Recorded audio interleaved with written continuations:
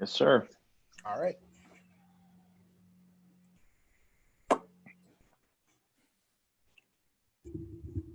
Good afternoon, Broker Fam. Hello, Brokers Playbook audience. It is my pleasure to see you all once again on this beautiful fall afternoon. I have a very, very special guest with me today, and I want to apologize on behalf of my co-host, Laura Martin. She is caught up in a crazy madness of closings. She's one of the biggest mortgage brokers in the country, and we are at month end. It's the only time we could get the very special Jared James. So, Jared, I want to really take a moment to welcome you here. And of course, filling Laura's shoes is my very, very good friend and one of our partners in crime. He's the director of team operations at REC Canada, Bobby Pume. Welcome, both of you. Jared, welcome, my man. This is going to be beautiful. I appreciate it, man. I'm looking forward to this. So we did get you at month end, which is insane as far as I'm concerned, because you're in the real estate business, Yeah, in the coaching business, you're in business, period, man. dude. We just got done. We just did our advance a few weeks ago, and then we just did a business plan training last week. And so my office is insane right now. They're still so it almost feels like the last couple of days at a car dealership, or like the last week of a real estate business. Like it's insane here, which is good. I mean, that's what you want, you know? My man, I know who you are. A lot of our audience will know who you are. For those who don't know who you are, can you give me a 1 minute rap sheet on who Jared James is, and I'll speak to personally why I feel you're going to be of great value to everyone today after that. Sure, man. I mean, I'm a driven dude. I'm a driven dude that doesn't just have serial entrepreneur in his Instagram profile, who actually lives it every day. I'm a guy that, was very successful in real estate, loved real estate, got into the coaching and training game when I never expected to do that. That was never like second grade career day when little Johnny was going to be an astronaut. I was going to get into this. But I've gotten into that. I run a marketing company. Really, man, my life's work is not just building my own stuff, but I help build other people too. It's crazy to say that, but it's the truth. And so we'll get into that a little bit throughout this podcast, but that's really what I do, man. When people say, what's your calling? I say my calling is to help more people get closer to theirs, and I do that by attaining my own. And I also do that by literally the services, the products, all the things we do to help other people, the advice, the podcast. So we'll probably get into that a little bit today. Yeah. So this is an industry podcast. Meaning we're speaking directly to our brothers and sisters in real estate and in the mortgage industry, which kind of go hand in hand. With that being said, we don't have to watch our language or count our thoughts. I just want to remind you to 100% be yourself. It's just us. Do you know what's funny about that? Yeah. So I can already tell you've got the sailor side to you already, but I live in the Northeast, guys. So like all of my friends are like that, whatever. What you see literally though on a stage in front of 8,000 or in a group of 3 people is legitimately who I am. Like if you ever hear me legitimately swear, I mean the type of swear that like I'd be embarrassed if my kids were around, that they had a, buy one, get 10 free vodka sale at wherever I am, because generally speaking, I'm always just kind of who I am. So you don't have to worry about that. So I just wanted to make it crystal clear. I'm myself. I'm unapologetically myself. And I've gone out of my way over the last 20 years that I've been in business to make sure that I do business with who I want to do business with. And on the terms that I want to do business. And my business fundamentals are based on truth, originality, and being genuine. Yep. Because if you don't know a man's intent, there's nothing more despicable, truly. Isn't that like, I was just, so I've been saying for years, great marketing doesn't just attract the right people, it repels the wrong ones. It's a misnomer of marketing, right? Great marketing doesn't just attract the right people, it repels the wrong ones. It's one of the things. I was literally just talking to someone, and we were talking about like with what's going on with like Facebook and Twitter and all these places where they're censoring people. And we've actually gotten to the place now where they're deciding what stuff they'll allow and what stuff they won't. and what's crazy and what's not. And I was saying to the person I was talking to the other day, I'm like, if someone's crazy, I want to see it. Like, I don't want to live in a world where we're censoring crazy. You know what I mean? Like, And I who want is a world where I censoring? know what someone thinks. I know what it is that they're actually, they put it out there. I don't want to live in a world where we start training everybody to talk the same, say the right words, do the right thing. Like, now I don't know who's crazy. That is It's a absolutely weird correct. The thing. thing about censorship, it's not that you're cutting out a market or views or opinions. Right. Who is judging what you're cutting out? That's exactly right. It's like, who's the censor? It's like the whole history is written by the victors.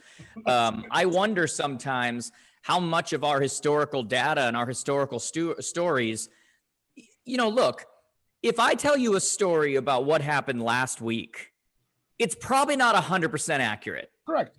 Because I'm telling it, and I'm telling it from my perspective, and I'm a human being, and I have ego, and I have all these other things. And it's like, so that there's going to be a little bit of mixture, a little bit of, I'm going to come out looking better, or I'm going to come out.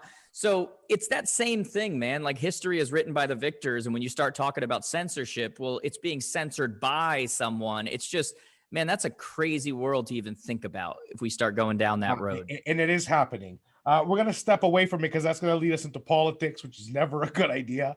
I also, I literally just filmed a podcast for our own podcast where I talked about politics in business.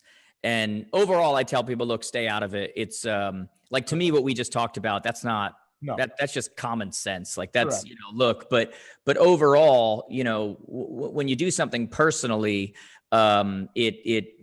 it's fine, whatever. When you do something business-wise, it affects you, like 100%. I'm not a huge fan of everyone thinking that, nobody knew how to vote or what to believe, but thank God I posted on Facebook. That's right. I've never seen one. I've never seen one of those. Those threads where people on Facebook and otherwise, like, every other comment is, you can tell they went on Google, looked up a new fact, and then they hit them with it. And then someone else comes in and goes, oh yeah. And they hit them with a different fact. Have you seen those little squabbles that go on? Oh yeah. I have never once seen someone like, thank you for letting me see another side of this. I have changed the way I think. I've never once seen that happen. Like, what are we doing?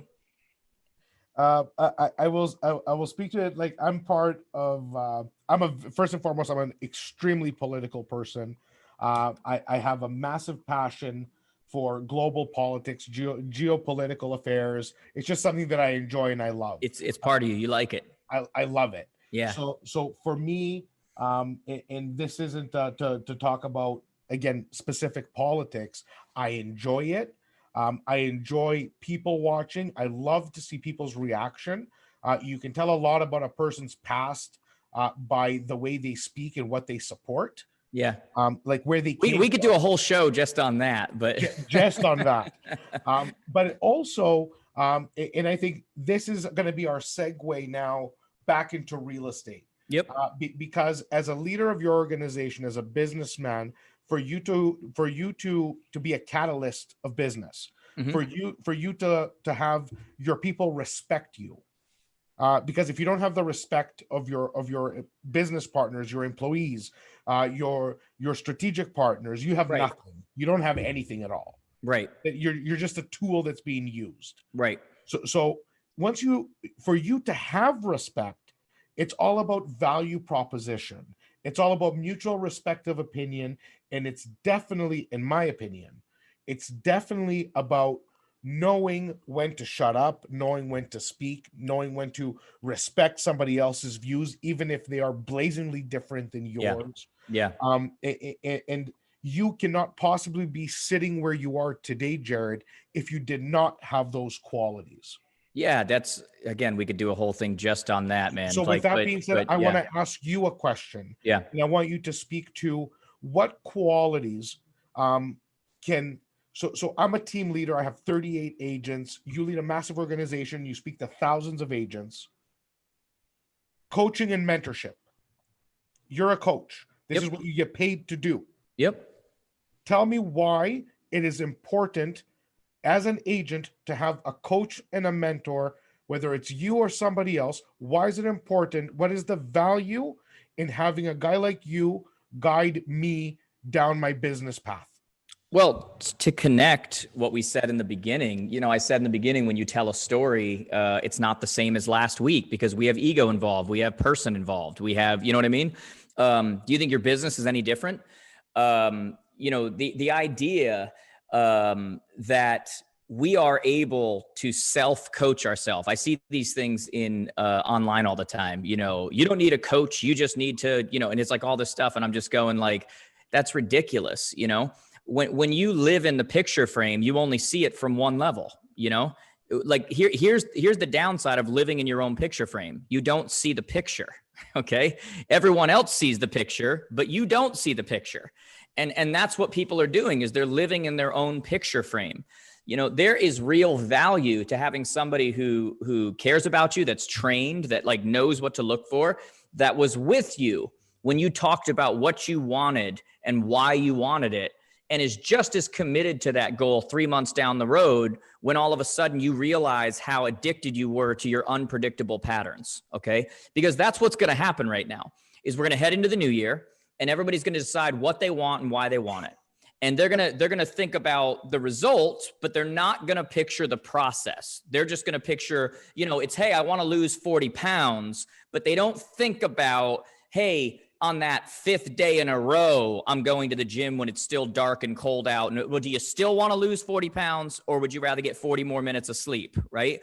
And so that person's job. That's where I typically go for the cheeseburger. Yeah. So like that person's job is to get connected and to, while they're vulnerable, have them speak to them about what they want, why they want it, why it matters. Why does it matter to your family? Why does it matter to your life? Why does it matter to your legacy? Why does it matter to, and then 3 weeks from now, 3 months from now, when, like I said, they find out just how addicted they were to their unproductive patterns, which is what happens.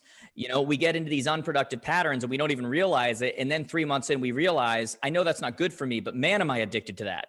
Just like a bad relationship, I know that person doesn't treat me well, but at least I'm not alone. And you make excuses to go back to that. That mentor's, that coach's job at that point is to bring you back to reality, to see things from the outside, to not take those excuses that you're telling yourself, and to ultimately at that moment when so much lays in the balance, like you're either going to move forward and this is going to become your new pattern, or you're going to slip back and become the old you. That's why you need that person, because on your own, you'll never have that strength.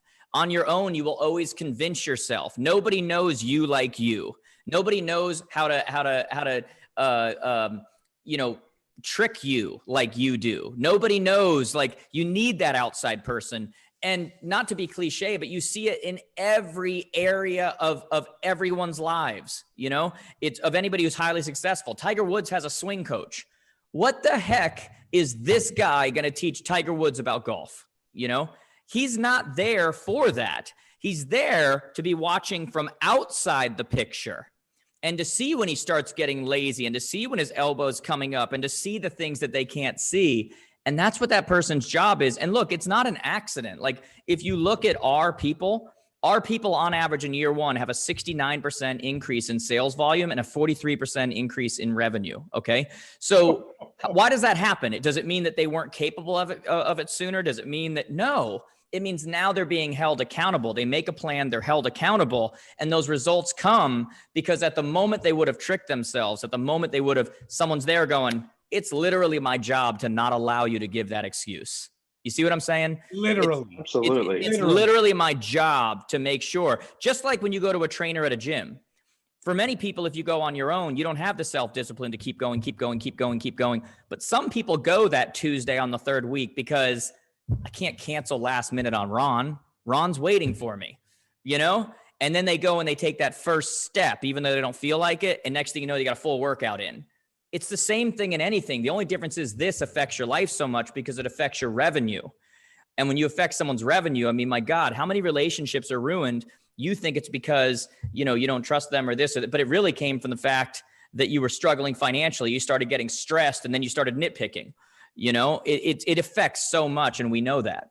But Bobby, I want you to comment we recruited 3 people in the last 3 days onto the RECP. We went from 35 to 38, 39 is in the works. Nice. Bobby, what is your take on what Jared is talking about? And how are you implementing? Because like I heard about 16 truth bombs straight. Accountability being obviously something that we enforce on it. Like I have a weekly meeting on Wednesday. Today is Thursday. Bobby had his CRM meeting at 9 a.m. Nice. So every single week we're going to touch base on the directive for the week. We're going to touch on results of the week past and what we can do to better ourselves the following. But Bobby, I want you to speak to your conversation this morning when you're going on how to launch a campaign in our new CRM of some of the steps that Jared was touching on. The importance of hopping into this here. To tell me a little bit about your experience with the agents today. Well, I mean, problems that they're having. yeah, honestly, like a lot of this stuff is just crazy fun. I actually view myself as like a little Jared Jr.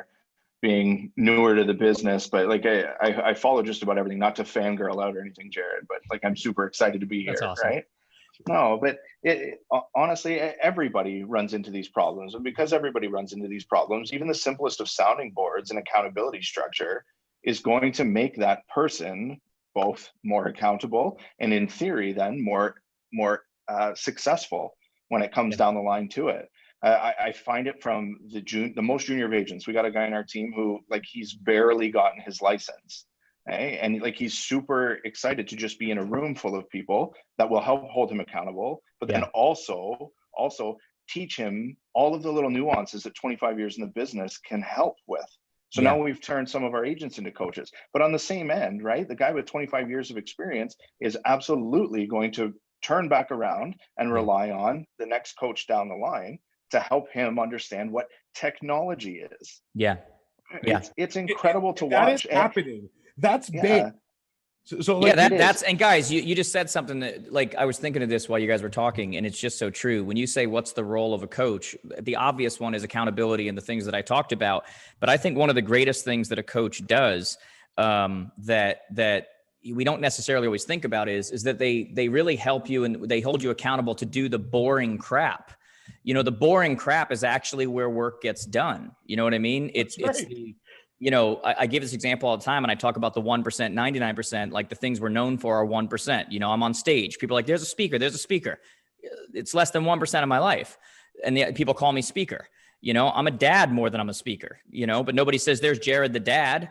But the thing that makes it worth it is the other 99% of my life that's going on behind the scenes that you never see, right? It's the CRM stuff. It's the systematic stuff. It's the HR stuff. It's the, you know, all of that stuff. And so part of what the coach does is work on that stuff, the stuff that you want to go to all the highlights. You know, I was talking to our coaches last week and I said, guys, if you're creating fireworks on every single call, you're doing it wrong. That's not the point. There shouldn't be fireworks because then all we're doing is we're speaking to the more insatiable nature of them to make them feel like they're getting what they, you know, value. And it's like, oh, there's another epiphany. There's another. Well, we need less epiphanies and more work. Like we need more of the, okay, there was the epiphany. Let's wait 3 months to get another one. But in the meantime, let's make this one come to life. That's where the whole fucking phone. What's that? Get on the fucking phone. Look, man, it's we tell our people if you focus on results, you'll get frustration. If you focus on process, you'll get results. It's really that simple, right? So it's not like you said, it's not I'm going to create a transaction. Awesome. It's I'm going to make 10 calls. Because we know if we focus on that process over and over and over again, ultimately the results come. You can't focus on results. If you're trying to lose weight and the scale doesn't say what you want, you don't get pissed at the scale. It's not the scale's fault. You know, that's a result. It's everything up until that. You should feel sorry for the fucking scale, actually. I mean, honestly, like that, you get it? Like that's the idea, man. It's just the boring stuff. I get it. The boring's not fun. I get it. But there's nothing more fun than being financially free, having a schedule that you can do what it is that you want to do. You know, I mean, there's just, you've just got to put it in its proper perspective, you know? Yeah, and I think the process is this podcast. The process is the thoughts before the podcast, the thoughts after. This is so I personally, one of my personal ambitions is to be respected in this industry as a thought leader. Yeah. That is my personal goal. My business goal is to have the biggest, baddest team in this country. And between myself, my partner Jazz, our C-suite inside our house, which Bobby's a director of operations, Yeah. Laura, director of sales. Like, we have a powerhouse team that we're proud of. We have fun every day. I am achieving exactly what everything I've wanted. Yeah. Personally. One feeds the other, by the way. Like the only reason people started listening to me from a, now from a speaker coach perspective, the reason why we grew so quick and everything else was because of the success that I had doing what they wanted to do. A lot of times, especially in this generation, what you get is you get people who they're so sure on what their calling is. They're so sure on what they're supposed to be. They're so sure on their gifts and their talents that they skip the necessary seasons. It's like if I was a kid, right? And I didn't know my father when I was a kid. I met my father when I was 12. Now he's a good friend, but I didn't meet him till I was 12. So one of the things I was committed to was I was committed to being an amazing father, right? Now, I knew that when I was a kid. If I skipped the seasons that it took and instead at the age of 11 went, that's it, I'm going to have a baby and I'm going to be a dad, okay? I may have had the calling to eventually be a great dad, but if I did it when I was 11, I would have sucked as a dad, okay? And so there are seasons in between, and you can't be so impatient that you skip the seasons that ultimately turn you into the thing that you're actually able to now fulfill, what it is that that you should have done. Seasons matter. Seasons matter. Yeah. Fucking love that. Well, so I had a call this morning, and okay, so this is going to go a little bit more than 30 minutes, which is the story of my life, and that's fine. Cool, man. So I had an agent this morning, which is going to be REC agent 39. She's joining us, and she's 26. She's 26. It took her a year to come around to understand what REC is. Provided value with her being somewhere else, for no reason, whatever the reason, because I like it. Not for no reason, because the REC is here to provide value. Yes, in every aspect, whenever we can. Of course. But there wasn't monetary gain, is what I'm trying to get. Right. Was there an agenda to bring her on board? 100%, because I like her. Yeah.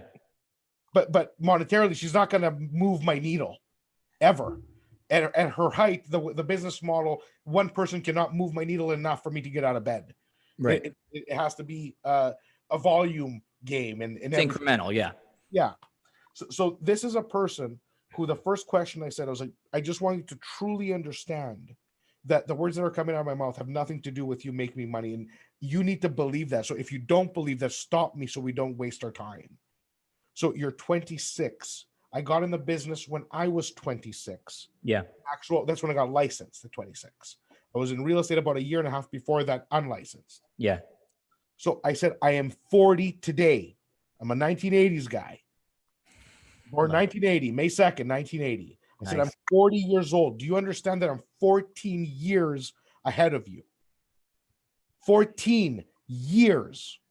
Year in, year out. It's hard to comprehend.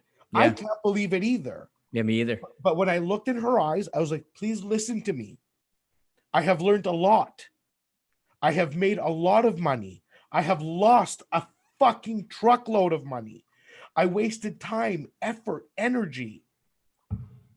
I was like, you're coming to a place where you're surrounded by people who actually care about you. Right. They care about you genuinely. They just met you and they're going to be like, what can I do to help you? Your business runs on the very fundamental of helping someone, Jared. Right. Bobby, you're responsible for molding this 26-year-old woman into a beast that we want her to be. Yeah.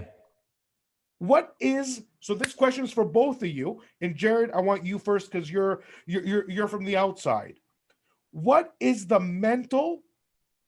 Well, if you had a magic wand in your hand, whether it's a new agent or a seasoned agent that's making a change, because we're actually we're October 3rd, it's October 29th today. Yeah. So there's going to be a lot of people changing houses in the next 2 months. Yep. What is the mental question or profile, what should somebody be thinking about their business today? It's a bunch of ways I could answer that. Hit me with a few. For people who get into real estate and we talk about the mentality and those kinds of things, I almost feel like they need a pattern disrupt. I feel like, especially in my country, they watch HGTV and they get into real estate thinking I'm going to sell 4 houses and drive a Mercedes and do, whatever. What I tell people when they get into real estate, I just put out a video on this, is that, look, if you're getting into real estate, you got to have some kind of entrepreneurial nature. Like there's got to be something going on from an entrepreneurial nature. Otherwise you can just go get a job. You can go, this is different. This is betting on yourself, right? But the mentality for me, it's like funny because everybody's always like, I'm going to do all this stuff and I'm going to win and whatever. My belief when it comes to these people is we need to instill in them, how willing are you to be a constant loser? And what I mean by that is, man, the truth about entrepreneurialism is that you lose constantly and it can affect you. Yeah. Like my son asked me, I shared this story recently, but my son asked me recently, he's like, Dad, what's it like to be an entrepreneur? And I think he was expecting me to say like, what color Lamborghini you pick out every day. And I was like, Bud, every single day I get punched in the face 38 times. Every single day, 38 terrible things happen. Guys, I could tell you things today that went down. Okay.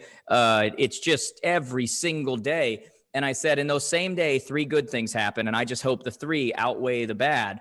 But I believe in myself and I know in the end they're going to regardless. If not today, then tomorrow. And if not tomorrow, then the next day. And if not next day, the next day. And even if it doesn't, it still outweighs it because at least I got to put it all on me. And it wasn't on someone else, And so that mentality is what an agent, what a real estate peer, an entrepreneur in general needs to think like. Like you can't be ruined by the fact your deal fell apart. Hey, newsflash, deals are going to fall apart. You can't be ruined by the fact that someone's dad is going to go in and ruin your sale.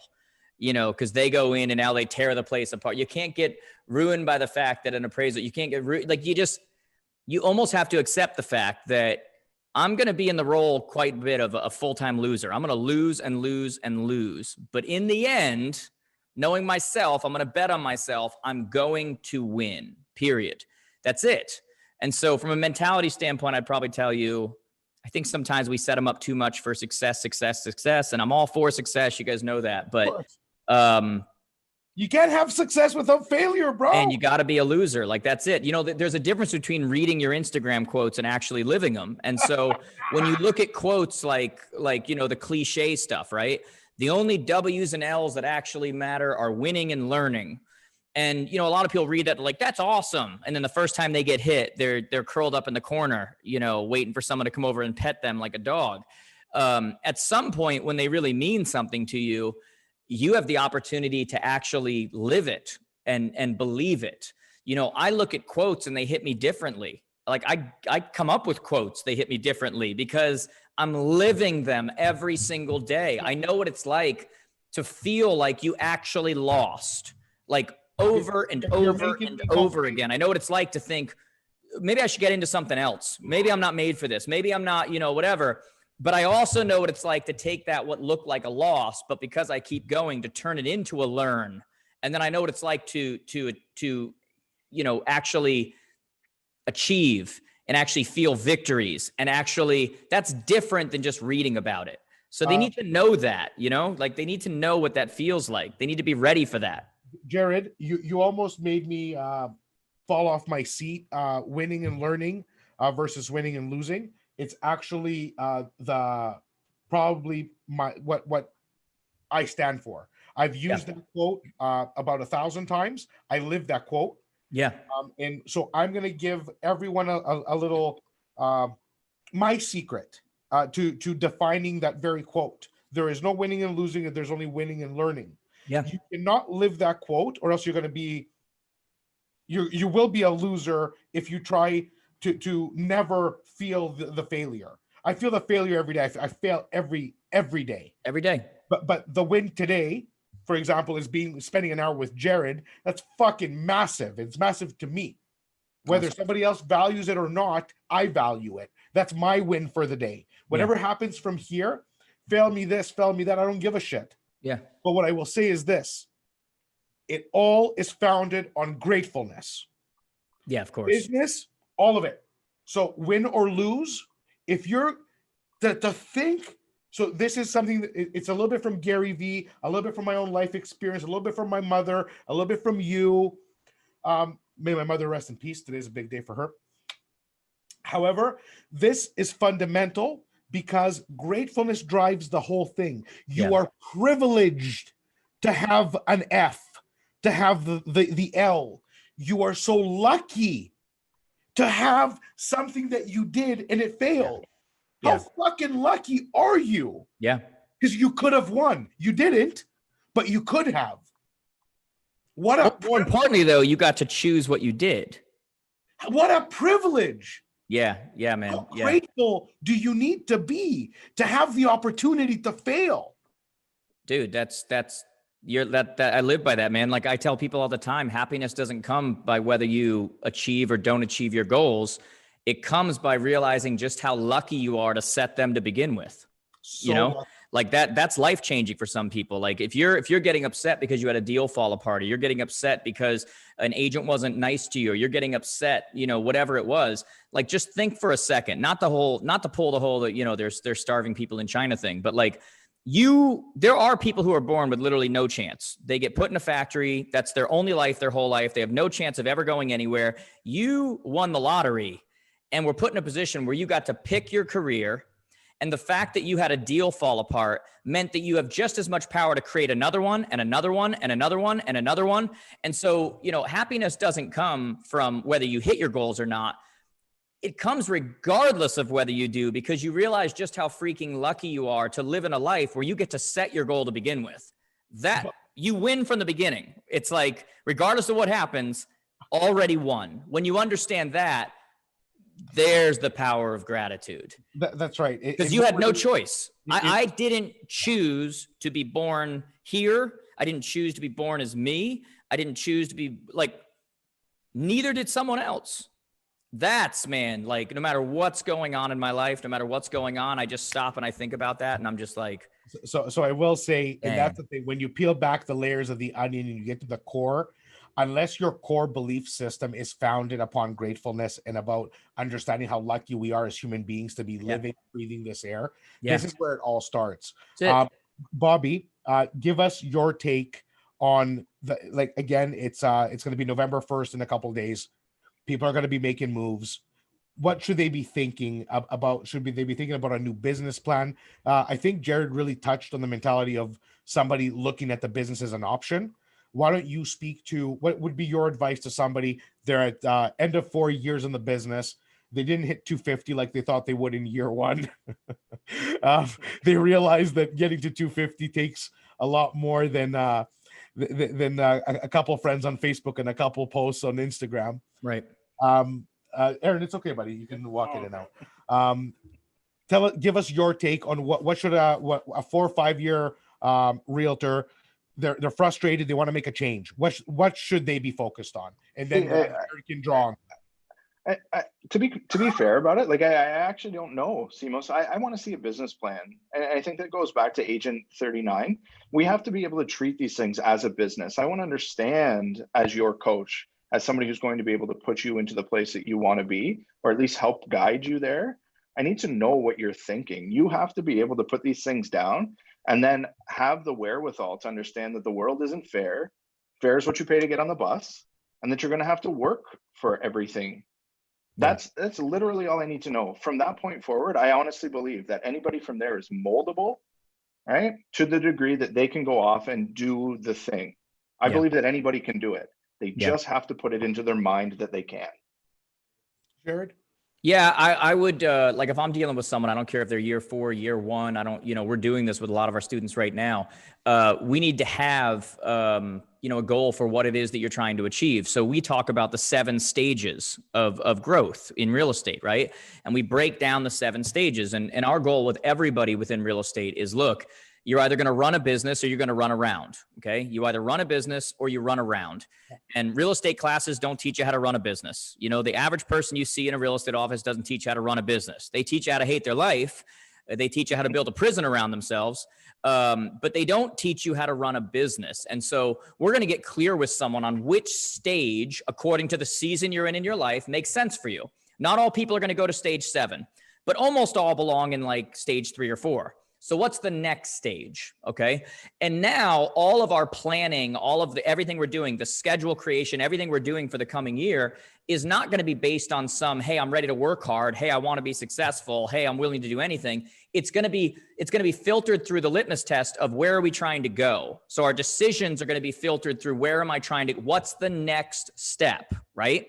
And so whether that's the next step is you're going to hire a TC, a transaction coordinator, these hours during the week, we're going to do this kind of prospecting, whatever that next step is, we're going to start to organize and start to create an actual plan so we can run a business. What we're not going to do is, hey, how bad do you want it? How bad do you want it? How bad do you want it? Go get them. And then you run around every day, because the reality of our business is this. Most people in your office, the ones who do the most transactions and the one who do the least transactions, they work the same number of hours. And so it's not about work ethic. They're all working hard. They're just getting different results. Okay. And so when you start to look at that now comes down to their plan, their calendar, and their infrastructure. Okay. What does the infrastructure look like? I said this on a video I did last year. There's a lie that we all have the same 24 hours. That's a lie. Oh, you've got the same 24 hours as Elon Musk. No, you don't. You have the number of hours according to the infrastructure you create and implement. Okay. So, I've got 50 people that work with me. That means I have 1,200 hours to your 24. Okay. So try beating me. And so we want to take you through that process and go, how do we stop trying to keep doing more and more and more every year with your same 24 hours? That's never going to happen, right? And so now we start to look at infrastructure and systems and what that looks like. So it's different for every person, but I'm first going to look at where do they want to go, and then I'm going to reverse engineer from there. So you know what I find impossible? I started this podcast the second week of COVID. So this thing was born in COVID, for COVID, by COVID. Yeah. And it's just what you just said. Like, everybody is such a different place. Where what I'm having, like, I called it Broker's Playbook because what I want to be able to do, and we will do this today, because we're wrapping up, is I'm going to ask you for your top 3 tips, your top 3 thoughts, your top 3 whatever the fuck you choose to share with us. Okay. That's what makes Broker's Playbook a playbook. Like, take this and you're going to fucking win today. Yeah. So that's where we're going to go. But it's so difficult to there's so much to this business. There's just so many components where it is overwhelming, and I understand why so many are overwhelmed, but I can tell you that because you touched on something, and this is Bobby's let's call it pitch, is how is somebody gonna compete against me in the city of Toronto? Like, I only have 3 or 4 competitors. Yeah. Unless you have the infrastructure or close to or a version thereof, buddy, like, it's not even fair. Like, I'm not saying it from a place of ignorance. Right. Like, I can be at 38 places right now. Yeah. Like, there's going to be 38 brothers and sisters holding the flag. Yep. That's it, man. That's it. That's leverage. Our business is about leads and leverage, period. That's whether you're brand new or whether you're 20, it's leads and leverage. You have an inflow of leads, and you have the leverage to handle it. Like, you can overcomplicate it all you want, yes, but our business is about leads and leverage, period. I'm going to put you in a hot seat very quickly, because okay, I trust you haven't been to a listing presentation in more than a decade. Okay. Because you've been coaching for more than a decade. So I'm going to treat you. I know more about the industry now than when I was in it. Good for you. Like, well, let's put you to the test. Okay. So I'm the seller, mm-hmm, and you're the broker, except that I'm the agent and you're the coach. Mm-hmm. You have competition just like anyone else, just like any other agent that does. Yep. So I'm going to ask you as a coach. Yep. As a businessman. Yep. Why would, and the reason you're here is because I respect you, okay, or else you wouldn't be here. So why would any agent, just like any agent goes to a listing presentation, they're already halfway there. They have yep, to close because they're inside the house. Yep. So why would any agent, why would any of my team members, why would I want to work with you, Jared James, and not the next coach who's been in the business for 40 years or has better looking shoes than you, cool, or a much nicer haircut for that matter? Yeah, cool. Well, first off, I won't be presumptive in thinking that all of your agents will work with me. And quite frankly, I don't think they should. I do believe that there's 3, 4, 5, 6 good coaches in our industry. And I've said this all along, and I really believe this. I think that one of the major downsides of the world we live in right now is that there's way too much content, and that people are listening to way too many opposing voices. Meaning they listen to one financial expert who says all debt is bad. They listen to another financial expert that says leverage debt to get rich. They're both rich, so they're both doing it right. I think that different people relate to different voices. And so I would tell them to listen to a few, find the voices that actually like they speak to you, and then go all in. Like, stop confusing yourself, because when you confuse yourself, you don't act. Okay. So the first thing I would say before we even get to that is, first off, does my voice speak to you? Like, do you relate to it? Does it make you go, or are you kind of like, oh, I hate that guy? You know, like, that's fine, because like I said, I am always who I am. Great marketing does attract the right people, but also repel the wrong ones. Now, if you know that you like me, you like my voice, you like my advice, you go watch our stuff, you buy in, you know, whatever it is, there's a lot of reasons why you'd use me over someone else. I've sat across the dining room table, meaning I've actually sold a crap ton of real estate. I didn't just watch YouTube videos and read books, and then I'm good at, you know, communicating it, right? The other reason would also be, though, and you've seen this with our program, and it's why we've grown so much, we're not ideological. We're not the ones who teach referrals and then 35 years later, that's all we're still teaching. We're not the ones who teach prospecting and then 35 years later, that's all we're still teaching. I teach whatever the hell works, okay? So things change. Marry the principle, date the model. Principles are tried and true, you know? The principle of getting in front of someone at the time they need you before a competitor gets there is a principle that always remains. The strategy, the model of calling the phone book is no longer the way. Now you have social, now you have internet, now you've got other prospecting ways. Now you've got, we are not married to our ideology, okay? We change constantly. We're gonna keep you ahead of what you need to know and be training you at all times the best way to be the best option for your consumer. Well, I think the number one thing that comes across is I asked you to sell yourself, and sell yourself you did. That is a quality of every true winner that didn't inherit what they have. When you work for what you have, you are never too proud, too big, too cool to talk about your craft, to ask for the business. Yeah, man.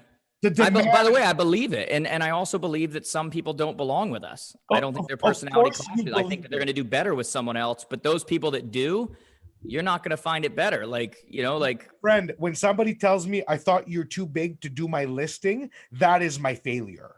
When you want to talk about failures that affect you, when somebody thinks you're too big and too hot and too cool, business with you because they feel an inferiority to you, that means I failed in staying humble. I put the wrong message out there. Motherfucker, I will wash dishes tomorrow morning if I had to. I will sweep the floor, and I do. I'm also a serial entrepreneur. I just open restaurants. I'm there on client meetings. Listen to this. Get it, man. I'm there on client meetings. My client leaves. The place gets packed and 2 waitresses don't show up. This is where I took my client to impress them. Yeah, man. I get it, man. Like, I always laugh when I meet people and they go, I can't believe you're nice. I started waiting tables with my blazer. That's like, I had a commercial client. This was a $7 million deal. I'm wearing a $2,000 blazer. Yeah. And I'm serving tables at a restaurant with there is nothing I won't do. I'm not process, man. Process. I get it, man. Like I said, I crack up. People are like, I didn't think you'd be nice. And I'm like, what does that even mean? Like, I'm a poor kid from a broken home. Like, this isn't, you know, I would have loved to have been, but I wasn't raised by a billionaire. Like, I get it, man. I get it. Bobby, ask for the playbook. Let's wrap this guy and let him go on with his business.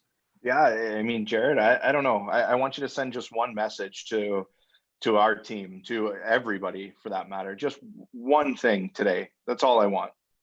Cool, anything, man. It can be anything. God, that's a lot of things. I'll tell you this, for people who are going into the new year, when we talk about a playbook, I know you guys talked about 3 things they should focus on. I don't usually look at things that way, but I would tell you, if you want to be successful, get a coach. That matters. There's a reason why people who, you know, do the best, they generally have someone who's helping them do that. Get the right tools, right? You wouldn't build a house with a fork and a knife. which means there are certain tools that are required for you to do well in this business. I know you guys don't love CRMs and such. They don't match your personality. But a real estate business without a fully functioning CRM is a car without wheels. You can listen to music, turn on the heat, go to sleep, car's not going anywhere. And then the third thing I tell you is work on creating capacity. Like, you don't get more done by learning to juggle more. Like, that's a misnomer, right? Capacity.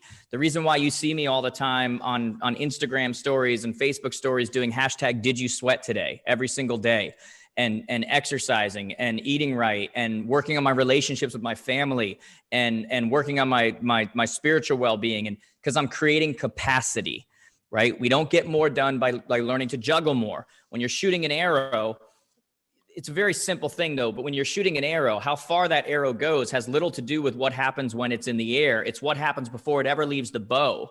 The capacity is created before you ever leave the bow. That's what makes it. And we're the same thing. If you want to get more done, you've got to create more capacity, which means actually taking care of yourself, actually getting enough hours sleep. It means creating the right infrastructure, understanding that whole, we don't all have the same 24 hours.